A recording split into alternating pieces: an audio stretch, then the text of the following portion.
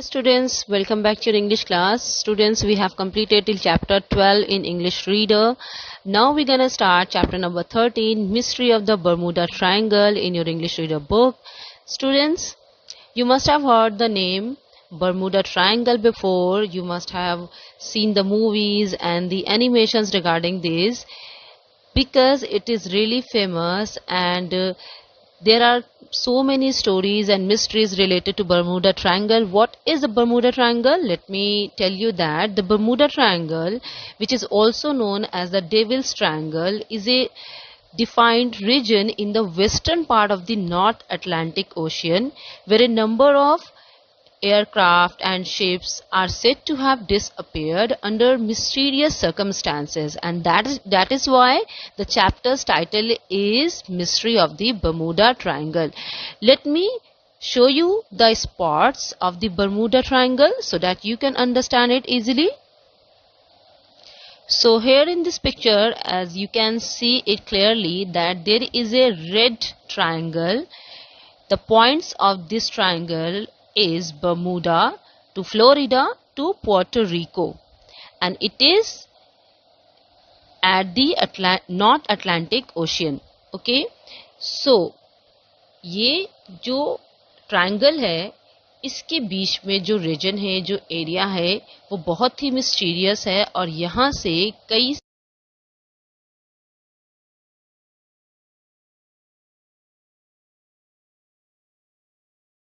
इसको बहुत ही mysterious place कहा जाता है, डेविल्स ट्रायंगल कहा जाता है, क्योंकि यहाँ से अब तक बहुत सारी ऐसी स्टोरीज और आर्टिकल्स आपको मिलेंगे जिनमें जो रियल इंसिडेंट्स हुए हैं, जो रियल घटनाएं हुई हैं, उनके बारे में जब आप पढ़ेंगे तो आपको पता चलेगा कि इसको डेविल्स ट्रायंगल क्यों कहा जाता है. डेविल मीन्स शैतानी.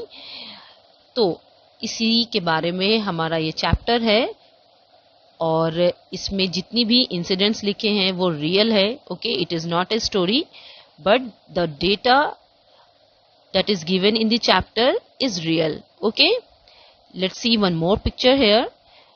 You can see the highlight triangle here. There is Gulf of Mexico. The first point is Florida, then you have Puerto Rico, and then the Bermuda. Okay, so now let's go into the reading of the chapter and try to know the incidents. Because of that, this triangle is called a Devil's Triangle. Okay, Mystery of the Bermuda Triangle. New words.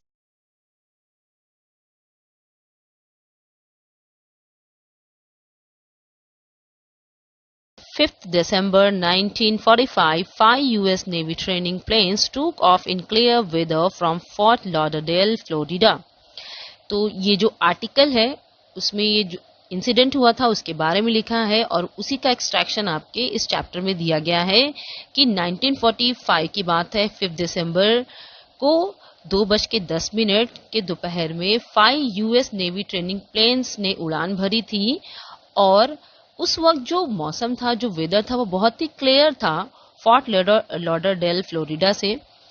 The planes flew east over the coast and disappeared. और जब उन 5 navy training planes ने वहां से उड़ान भरी थी तो उस वक्त वेदर क्लियर था और उसने फिर ईस्ट की तरफ जैसे ही आगे उड़ान भरी वो गायब हो गए. The group was flight 19 on A run between Florida and the Bahamas. और ये जो 5 नेवी ट्रेनिंग प्लेन्स थे उनका नेम क्या दिया गया था? फ्लाइट 19. इनका जो 5 प्लेन का जो ग्रुप था उसका नेम था फ्लाइट 19 और ये फ्लोरिडा से बहामास के बीच में उसने उड़ान भरी थी और वहीं पे ये गायब हो गया था. मीन्स सडनली वो 5 प्लेन्स गायब हो गए, डिसअपियर्ड हो गए. तो ये बहुत ही बड़ी मिस्ट्री थी. Lieutenant CC Taylor was the group leader. उस वक्त जो लेफ्टिनेंट थे जिनका नेम था सीसी टेलर, वो उस ग्रुप के लीडर थे. मीन्स वो ही बाकी सारे प्लेन्स को भी कमांड कर रहे थे. At about 3:40, Taylor reported that his compasses were not reading properly. Compasses, as you know, ये आपको डायरेक्शंस बताते हैं. तो उस वक्त 3:40 पे टेलर ने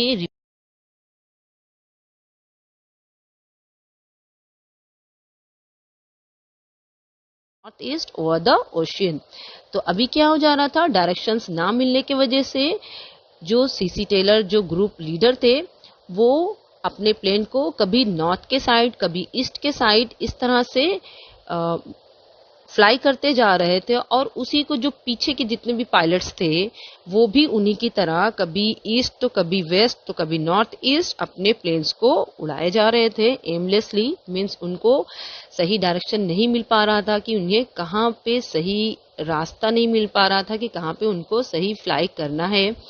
As Taylor tried to get his bearing by radio, then suddenly Taylor was heard to give orders to ditch. Underline the word ditch. Ditch means water landing. Okay? Quickly, two giant Martin seaplanes were sent up to search for Flight 19. Several hours later, the wind became strong and visibility dropped. So what happened next? Taylor decided for water landing, and as soon as he reported about this,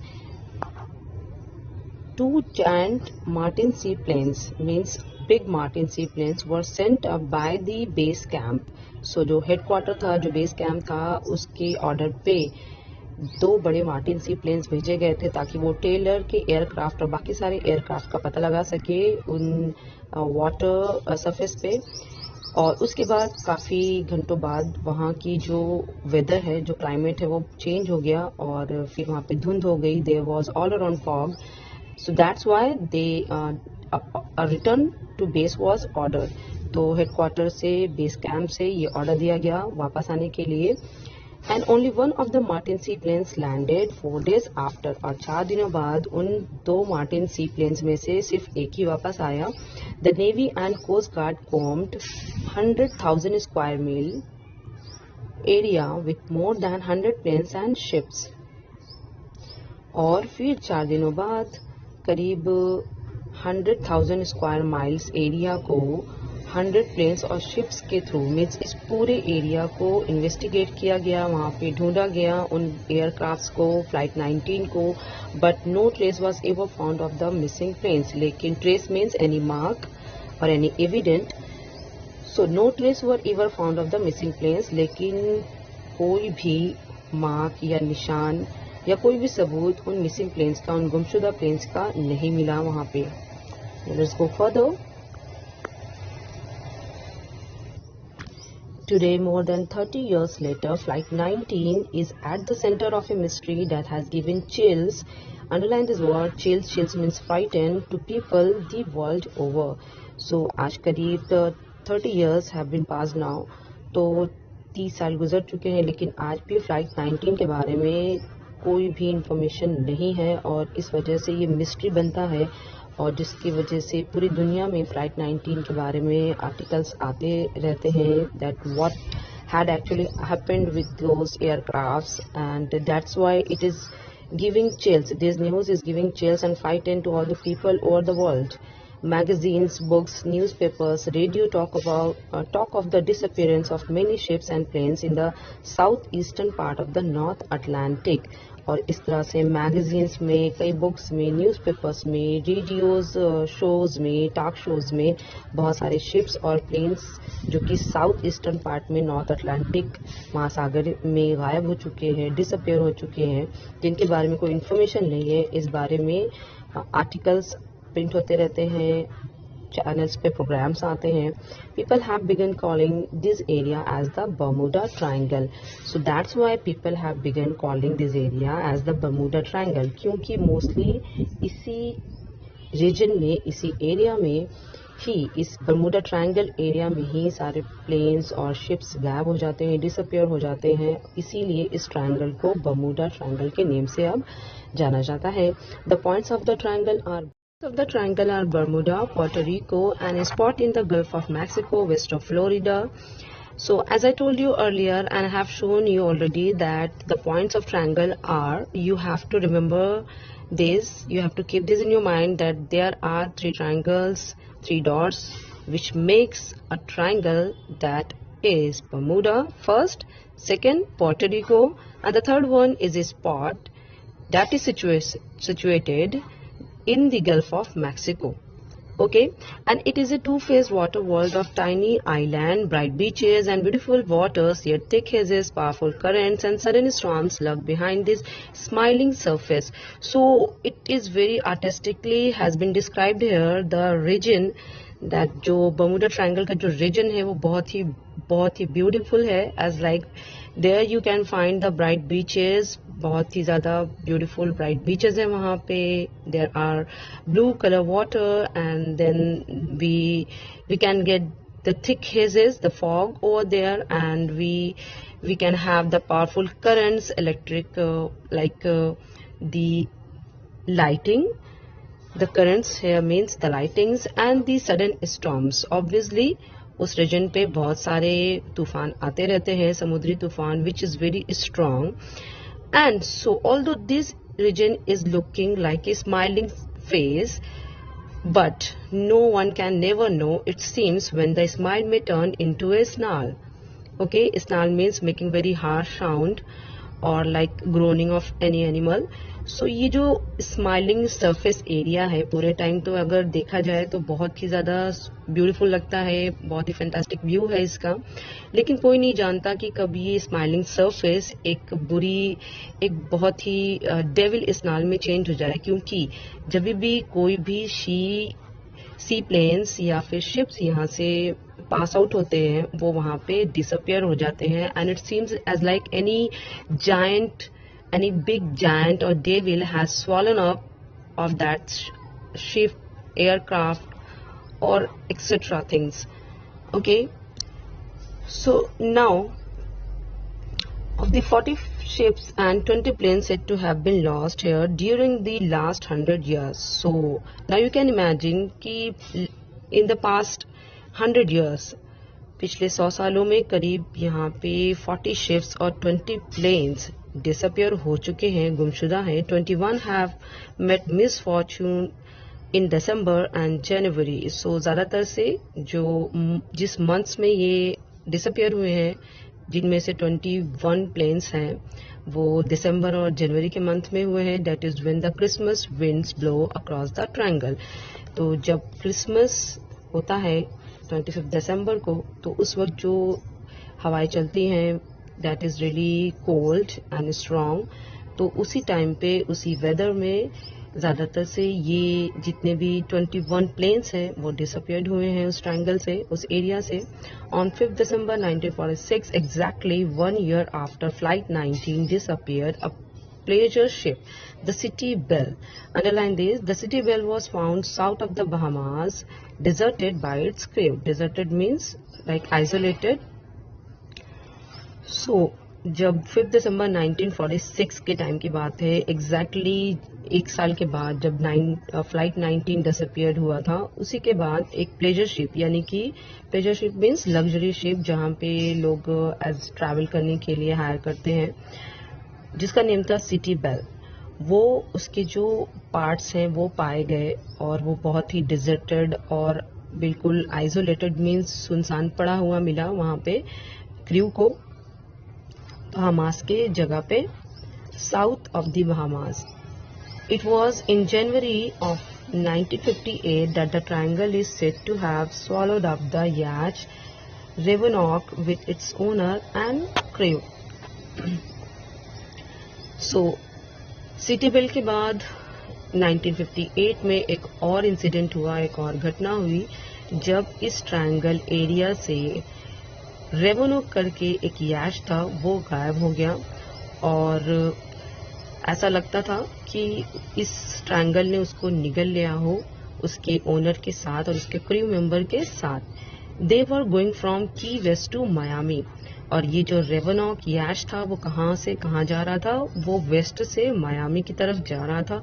the only traces of the Revonoc were pieces of a life boat and a toilet seat. So the only traces, which means the marks of that Revenant boat, were found as lifeboat and a toilet seat.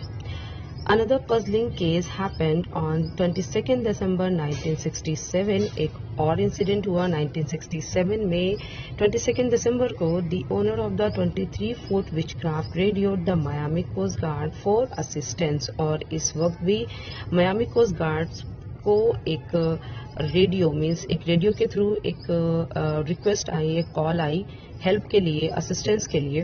His boat had a damage propeller and was drifting near the harbour channel entrance. और उसने ये report किया कि उसकी जो boat है वो उसके जो प्रोपेलर्स होते हैं, आपने देखे होंगे जो फैन टाइप लगा होता है प्रोपेलर बोट में, वो डैमेज हो चुके थे और वो अच्छे से वर्क नहीं कर रहे थे. इस वजह से उसकी जो बोट है वो ड्रिफ्ट करती हुई घूमती हुई जा रही थी बिल्कुल चैनल एंट्रेंस के, हार्बर चैनल एंट्रेंस के पास. He reported that he could surely see Miami from the boat. और उसने ये भी कहा साथ में कि वो उस बोट से मायामी की जो एरिया है, मायामी को अच्छे से देख पा रहा था. मीन्स वो बहुत ही करीब था, बहुत ही नजदीक था मायामी के. Within 10 minutes the coast guard was on the spot. और सिर्फ 10 मिनट के अंदर ही वो जो कोस्ट गार्ड था, कोस्ट गार्ड आप समझते हो लाइक जितने भी बीचेस होते हैं वहाँ पे आप लोगों की सेफ्टी के लिए कोस्ट गार्ड रहते हैं ड्यूटी पे, ताकि वो जो भी अगर कुछ समुद्र में गलत होता है या कोई डूबने लगता है तो उसको बचा सके, या हेल्प करने के लिए लोगों की, असिस्ट करने के लिए लोगों के लिए वो कोस्ट गार्ड वहाँ पे ड्यूटी पे होते हैं.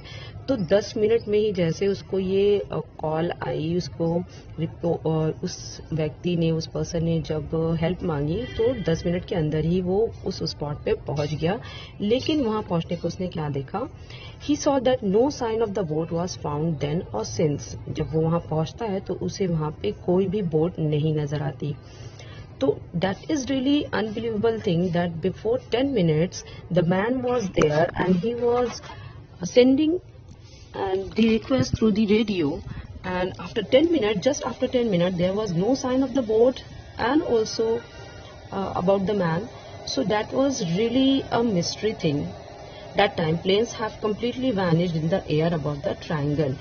और it seems कि जो planes जो भी होते हैं, जितने भी वहां से पास आउट होते हैं उस ट्रायंगल से, वो बिल्कुल गायब हो जाते हैं. वैनिश्ड मीन्स गायब हो जाना पूरी तरीके से, उनका कोई ट्रेस तक नहीं मिलता है कि उनके साथ एक्चुअल में क्या हुआ था.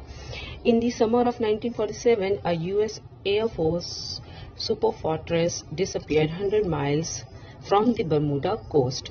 और इसी तरह से एक और इंसिडेंट है कि समर के टाइम पे 1947 में एक यूएस एयरफोर्स जो सुपर फोर्ट्रेस था प्लेन, वो भी 100 miles की जर्नी तय करने के बाद वहां से बर्मुडा कोस्ट से ही, उसी किनारे से ही गायब हो गया, डिसअपियर हो गया.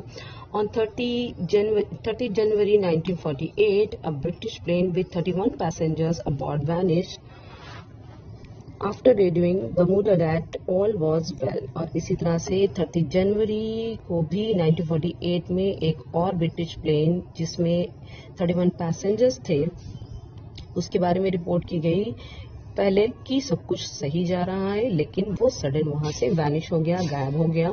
In December 1948 the pilot of a DC-3 bound from San Juan to Miami reported the lights of the Miami in the sight. The passengers were singing Christmas carols. All was calm, all was bright, but the plane was never heard from again.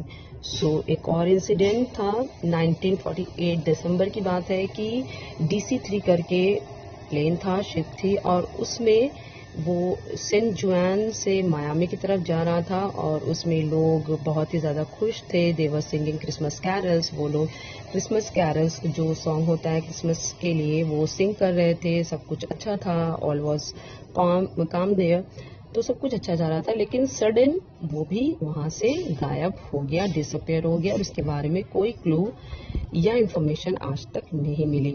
What happened to these ships and planes? Now the question arises that what happened to those ships and planes? उन ships और planes के साथ आखिर हुआ क्या, और क्या होता है कि वजह क्या है, रीजन क्या है कि इस बर्मुडा ट्रायंगल के रीजन या एरिया से जब कभी भी कोई प्लेन गुजरता है या फिर कोई शिप पास आउट होती है तो वो वहाँ से डिसअपियर हो जाती है, वैनिश हो जाती है. Some people say that space ships swooped down and gobbled up the ships and planes. कुछ लोगों का मानना है कि ये जो स्पेसशिप है, मीन्स ऐसा मानते हैं कि उस जगह पे कुछ एलियंस का आना जाना होता है और स्पेसशिप्स वहाँ से नीचे की तरफ उतरती है और जितने भी शिप्स या प्लेन्स उसको नीचे एरिया पे मीन्स मिलते हैं या दिखाई देते हैं वो उन सबको गॉबल्ड अप मीन्स निगल जाती है, स्वॉलो अप कर जाती है. Some people some believe that the triangle surrounds a giant tunnel leading to the center of the earth. और कुछ लोग ऐसा मानते हैं कि इस ट्रायंगल के नीचे से कोई एक बहुत ही बड़ी गहरी टनल गई है, सुरंग गई है जो कि direct centre of the earth से जाके लगती है.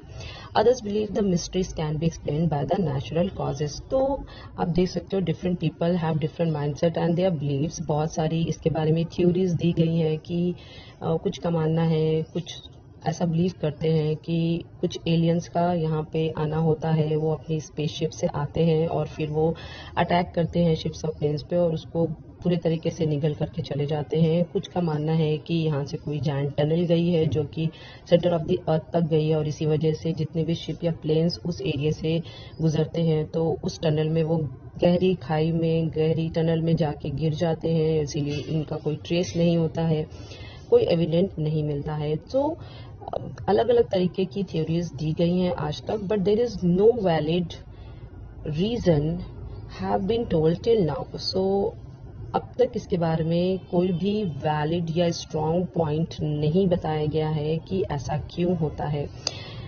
So now others believe the mysteries can be explained by natural causes. अब कुछ लोगों का कहना है, जो नई रिपोर्ट आई है उसमें ये बताया गया है कि इस मिस्ट्री को हम नेचुरल कॉजेस से जोड़ करके सॉल्व कर सकते हैं. नेचुरल कॉजेस मीन्स जो प्रकृति द्वारा जो घटनाएं घटित होती हैं या जो सिचुएशन होती है वो इसका एक रीजन हो सकता है. For example there is a logical explanation for the vanishing crew of the City Bell. तो एक एक करके जो भी थ्योरीज दी गई हैं उसके बेसिस पे वो लोग मिस्ट्री सॉल्व करते हैं. जैसे कि एग्जाम्पल के तौर पे एक लॉजिकल एक्सप्लेनेशन दिया जा सकता है कि जो क्रू था सिटी बेल का वो किस तरह से गायब हुआ या वैनिश हुआ. As like they were battered by sudden storm. Battered means hit करना. तो उनकी जो शिप थी वो अचानक से एक स्ट्रॉन्ग स्टॉर्म से टकराती है, मीन्स वहाँ पे अचानक से तूफान आ जाता है. The ship radioed for help. और उसके बाद वो जो शिप है वो रेडियो के थ्रू हेल्प मांगती है बेस कैंप से. The message was picked up by an American base and the ships crew was rescued. और उसके बाद वो जो मैसेज है वो अमेरिकन बेस के द्वारा पिकअप किया जाता है और फिर उनकी हेल्प के लिए वहाँ से कुछ लोगों को भेजा जाता है और जो शिप का क्रू है वो उसको बचा लिया जाता है. The straits of Florida are among the busiest waterways in the world. जो फ्लोरिडा का स्ट्रेट्स है, जो चैनल है, वो वाटरवेज का मीन समुद्री मार्ग जिसको बोलते हैं, समुद्री रास्ता, वो दुनिया का सबसे बिजिएस्ट वाटरवेज है. वहाँ से बहुत सारे ट्रेड्स होते हैं, एक्सपोर्ट इंपोर्ट होता है, तो इस वजह से वो बहुत ही बिजी रहता है वो waterway. In the hedge often found here. और बहुत ही ज़्यादा धुंध होती है वहाँ पे. Large ship sometimes run down smaller ones with no more than a light unnoticed bump. Bump means टक्कर. तो कई बार जो बड़ी बड़ी शिप्स होती हैं वो जो छोटी जो बोट होती है या शिप होती है वो उनसे अनजाने में टकरा जाती है, क्योंकि वहाँ पर बहुत ही ज़्यादा लाइट मीन्स स्ट्रॉन्ग लाइटनिंग होती है, बिजली चमकती है, समुद्री तूफान आते हैं. तो इस वजह से जो छोटी शिप्स होती हैं या बोट्स होती हैं वो अननोटिस्ड रह जाती हैं, वो नोटिस में नहीं आती और इस वजह से बड़ी शिप से उनकी टक्कर हो जाती है. फ्रॉम द बिट्स मीन्स टुकड़ा. From the bits found from the Revonoc the coast guard thinks that is what could have happened to the unlucky boat. तो इस बेसिस पे ये कहा जा सकता है कि सेम सिचुएशन हुआ था रेवेनॉक के साथ, क्योंकि वो छोटी बोट थी और किसी बड़ी शिप से उसकी टक्कर हो गई और इस वजह से वो वहाँ पे टूट गई और उसका कोई भी फिर एविडेंट नहीं मिला. सिर्फ दो ही चीज़ मिले, एक टॉयलेट सीट और दूसरा उसके कुछ टुकड़े. So the loss of the witchcraft is another case that can be explained by natural causes. इसी तरह से विचक्राफ्ट जो एक अनदर शिप थी जो वैनिश हो गई थी, उसको भी एक्सप्लेन किया जा सकता है नेचुरल कॉजेज से रिलेट करके. The night was windy as like, जिस दिन उस रात की बात हो रही है कि वो रात बहुत ही विंडी थी, बहुत ही तेज हवाएं चल रही थी. A damage propeller slow down the boat, और उसके जो प्रोपेलर्स थे वो डैमेज हो चुके थे, टूट चुके थे. इस वजह से उस बोट की जो स्पीड थी वो बहुत ही स्लो हो चुकी थी. The strong currents, the winds in the sail like canvas top and the slower speed probably carried the boat not towards Fort Lauderdale from the sea. और इस वजह से वो जो बोट है वो बिल्कुल एक स्नेल की तरह, घोंगे की तरह क्रॉल करके, मीन्स बहुत ही स्लो स्पीड से धीरे धीरे धीरे धीरे हवा के थ्रू वो फोर्ट लॉडरडेल की तरफ, वो सी से उस तरफ कैरी हो गई. Fort Lauderdale looks like Miami. तो दूर से अगर हम देखेंगे तो फोर्ट लॉडरडेल जो बिल्कुल मायामी शहर की तरह नजर आता है. When witchcraft radio that it was of Miami, it was in fact of fort Lauderdale. तो जब उस पर्सन ने ये रेडियो के थ्रू रिपोर्ट किया कि वो मायामी को देख सकता है, एक्चुअल में वो मायामी को नहीं देख सकता था, बल्कि वहाँ से वो फोर्ट लॉडरडेल को देख सकता था, और उसने ऐसा अज्यूम किया कि शायद ये मायामी है. The coast guard was looking in the wrong place. तो अल्टीमेटली क्या होता है, जो कोस्ट गार्ड उसकी तलाश में गया होता है वो रॉन्ग प्लेस पे जाता है. Eventually, witchcraft must have been carried out to sea. तो eventually आखिरकार witchcraft के साथ क्या हुआ होगा, वो समुद्र के रास्ते किसी और जगह पे चली गई होगी. Even long time pilots can run into trouble in such an unpredictable areas. So बहुत बार ऐसा भी होता है कि जो बहुत ही experienced pilots होते हैं वो भी बहुत ही थोड़े रॉन्ग डायरेक्शन में चले जाते हैं. The super fortress that vanished in 1947 must have run into a storm and been destroyed. तो इसी तरह से 1947 में भी जो सुपर फोर्ट्रेस प्लेन गायब हुआ था वो भी गलत दिशा में चला गया होगा, और वहाँ पे बहुत ही तेज तूफान आए होंगे और इस वजह से वो डिस्ट्रॉय हो गया होगा. So explaining the lost DC-3 and its Christmas singers, a coast guard captain says before takeoff the pilot reported that his radio batteries were weak. Then the wind shifted strongly. Instead of being over South Florida, he was probably over the Gulf of Mexico and mistaking the lights of Key West for Miami. Finally, he ran out of gas and crashed. तो इसी तरह से DC-3 जो ship था उसके बारे में भी एक्सप्लेन किया जा सकता है, और इसको एक्सप्लेन करते हुए कैप्टन का एक स्टेटमेंट है कि जब पायलट वहाँ से टेक ऑफ कर रहे थे अपने प्लेन के साथ, तो उसने ये रिपोर्ट किया था कि उसकी जो बैटरीज है वो वीक हो चुकी हैं, और उसके बाद वहाँ पे बहुत ही तेज़ हवाएं चली, और जिस वजह से उसकी उसका जो प्लेन था वो साउथ फ्लोरिडा के बजाय दूसरी तरफ चला गया, और वो गल्फ ऑफ मैक्सिको की तरफ था, और उसको ऐसा लगा कि वो मायामी के वेस्ट में है. So now finally he ran out of gas and crashed. और बाद में उसकी जो फ्यूल थी, जो ईंधन, जो गैस था, वो खत्म हो गया, और इस तरह से वो क्रैश हो गया, वहीं पे बस्ट हो गया. Flight 19 was lost not because of supernatural forces but because Taylor lost his bearings. Flight 19 का जो गायब होना है वो supernatural forces की वजह से. Flight 19 was lost not because of supernatural forces but because Taylor lost his bearings. Had he switched to his clear emergency radio channel, shore stations could have helped him find his position. So the truth behind Flight 19 vanishing or disappearing was not any supernatural forces. Supernatural forces means कोई पारालौकिक शक्तियाँ as like any कोई भूत प्रेत या alien का attack नहीं था flight 19 के गायब होने में, बल्कि जो रियल रीजन था, जो ट्रुथ है, वो ये था कि टेलर ने अपनी जो सहन शक्ति है, like bearing means losing the sense of controlling the situation. तो टेलर को उस वक्त समझ नहीं आया कि उसे क्या करना चाहिए। अगर वो इमरजेंसी रेडियो चैनल को स्विच करता तो वहीं पे उस समुद्र के किनारे जो स्टेशंस थे वहां से उसको हेल्प जरूर मिल जाती। But what happened, he finally panic, seems to have taken over the pilot. लेकिन टेलर को बहुत ही ज्यादा वो पैनिक कर गया और उसी घबराहट में उसने प्लेन को डिच कर दिया और वाटर लैंडिंग की, जिस वजह से वो डिसअपियर हो गया। As for the lost Martin seaplanes, a freighter reported a great fiery bang at 7:50 p.m. in the area where the plane was flying. So Martin seaplanes, remember, दो प्लेन्स गए थे मार्टिन सी प्लेन्स और उनमें से एक ही वापस आया था। तो एक फ्रेटर का कहना है, फ्रेटर वो प्लेन होते हैं जिनमें सिर्फ सामान या लगेज एक्सपोर्ट इंपोर्ट किया जाता है। तो उसका ये रिपोर्ट है, उसका ये स्टेटमेंट है कि उसने करीब 7:50 के टाइम पे एक बहुत ही धमाके की आवाज सुनी थी और जहां पे वो प्लेन फ्लाई कर रहा था। This sea planes were known to develop loose fuel lines in rough air and then blow up. Underline these sentences could be answer for any question। तो ये अजम्पशन किया जाता है कि जरूर ही उस सी प्लेन से फ्यूल, जो उसका जो ईंधन था उसमें से तेल जो होता है वो रिस रहा होता है, और क्योंकि वो रफ एयर में वो प्लेन उड़ रहे थे जिस वजह से वो ब्लो अप हो गया, मीन्स उसमें आग लग गई और धमाके के साथ वो सी प्लेन वहीं पे फट गया। This seems to be the answer to this planes mystery. और इस तरह से इन सी प्लेन्स की जो मिस्ट्री है वो सुलझाई जा सकती है, ये उसका आंसर हो सकता है।